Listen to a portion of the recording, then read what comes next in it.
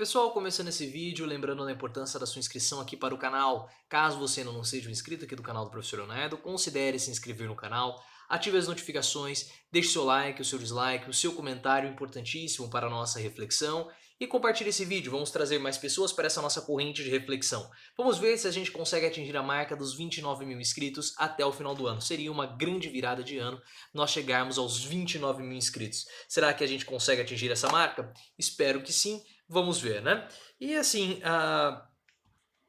o caso do Flávio Bolsonaro, ele está tomando ares muito interessantes, porque está começando a virar uma certa mudança, né? Os apoiadores do Bolsonaro, o Crivella, por exemplo, o próprio Bolsonaro fala isso, e agora o advogado do Flávio Bolsonaro, eles querem mudar o nome, mudar a semântica das palavras, o significado das palavras. Então, eles estão querendo forçar uma narrativa para mudar a palavra, o significado da palavra investigado para perseguido. É exatamente isso que vocês estão ouvindo.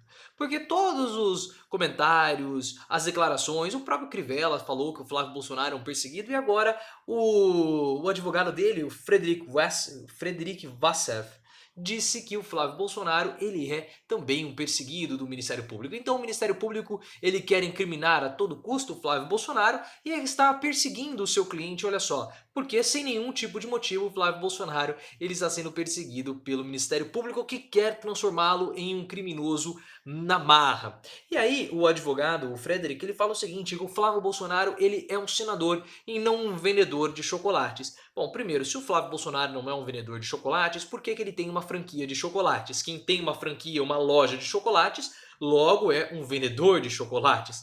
Então o que está acontecendo? A loja da Copenhague, que o Flávio Bolsonaro tem em um escritório no Rio de Janeiro, ela tem a suspeita de que está sendo utilizada para lavagem de dinheiro. Então você tinha o esquema da rachadinhas, os funcionários do Flávio Bolsonaro pegavam, compartilhavam uma parte do salário, o Fabrício Queiroz pegava e depositava esse dinheiro na conta do Flávio Bolsonaro, ou esse dinheiro também era passado pela pela loja de chocolates, assim, para lavar o dinheiro. E é interessante que o advogado do Flávio Bolsonaro vê como sendo uma implicância dos jornalistas do Ministério Público com as transações em dinheiro. E ele fala algo muito interessante, que é o seguinte, a Folha de São Paulo, que na verdade sua entrevista foi feita pela UOL, mas a UOL é da Folha de São Paulo, ela fala o seguinte, na pergunta, o que chama atenção é a proporção de dinheiro em espécie. E aí o advogado dá uma resposta assim fantástica. Ele fala o seguinte: vou dar exemplo. Se o senhor for na rua 25 de março, no centro de São Paulo, se for numa rua similar no centro do Rio de Janeiro,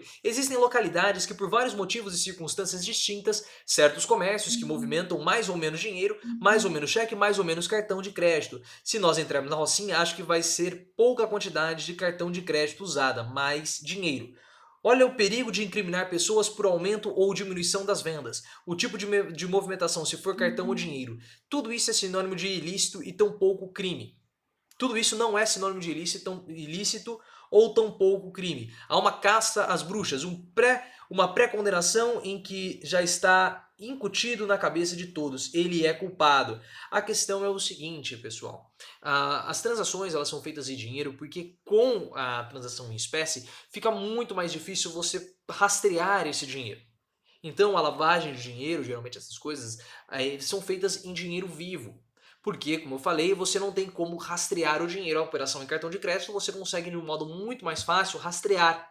Então, por isso, o que chamou a atenção logo no começo no COAF foram os depósitos, vários depósitos seguidos com o mesmo valor na conta do Flávio Bolsonaro. Isso chamou a atenção. Por que estão sendo depositados vários depósitos picados no valor de R$ 2.000? Não faz sentido, porque não há o limite. O limite de depósito que você pode depositar no envelope é maior do que isso. Então por que isso está sendo feito em dinheiro e não em vias eletrônicas? E por que tantos valores seguidos e repetidos? Então isso chamou a atenção e leva o Ministério Público a crer que exista de fato uma operação criminosa dentro do gabinete do Flávio Bolsonaro.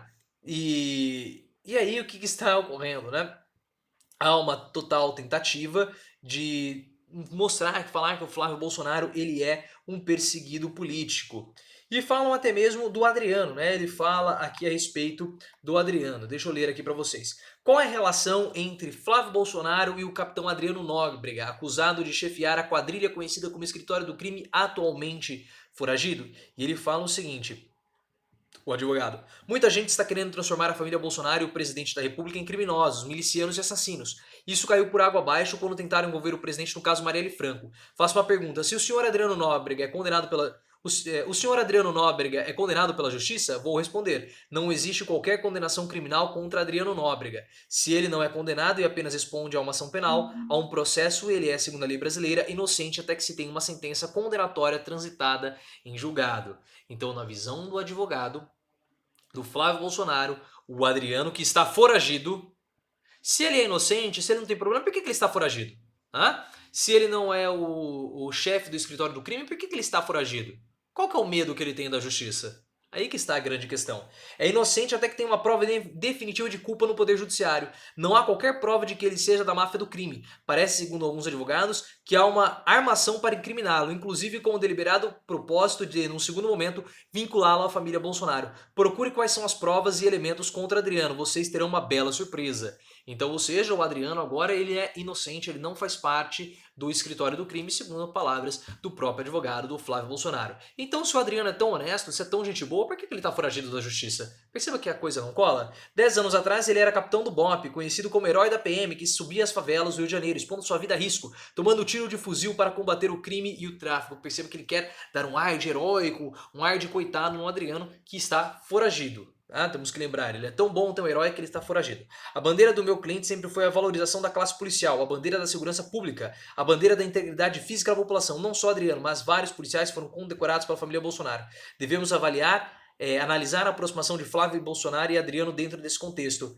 O meu cliente é médium, pai de santo, tem poderes paranormais para imaginar que no futuro, 10 anos depois, forças ocultas do Rio de Janeiro iriam tentar incriminar um capitão da PM para dizer que ele é miliciano, para depois vinculá-lo ao senador e à família? Olha só o grau de paranoia do advogado. É claro que isso é tudo jogo do advogado para falar que o Flávio Bolsonaro ele é um perseguido político, porque estão falando que o Adriano, olha só a construção do advogado, ele está querendo dizer que o Adriano foragido, temos que lembrar, o Adriano foragido, que se ele fosse honesto, se ele fosse gente boa, ele não precisaria estar foragido, ele poderia se apresentar e prestar o seu depoimento, mas ele está foragido.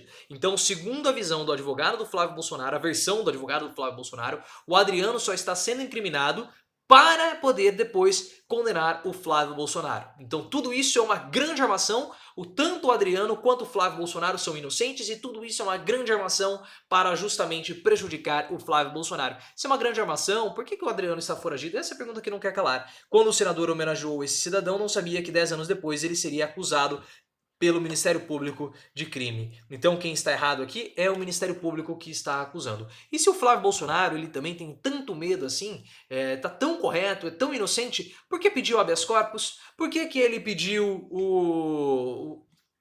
que todo o processo fosse paralisado? Ué, se ele é inocente, deixe. Se ele quer que a verdade prevaleça, se ele não tem nada a temer, como ele falava antigamente, deixa o processo correr. Qual é o medo de Flávio Bolsonaro? Qual é a grande questão? E se o Adriano ele é tão gente boa, por que ele está foragido da polícia? São perguntas que não querem calar e ainda não têm respostas. O que você achou da justificativa do advogado do Flávio Bolsonaro? Toda a entrevista vai estar no meu Twitter, @profleoficial. Quem assinou essa coluna foi o Chico Alves. Então, se você quiser ver esse conteúdo na íntegra, é só entrar no meu Twitter, @profleoficial.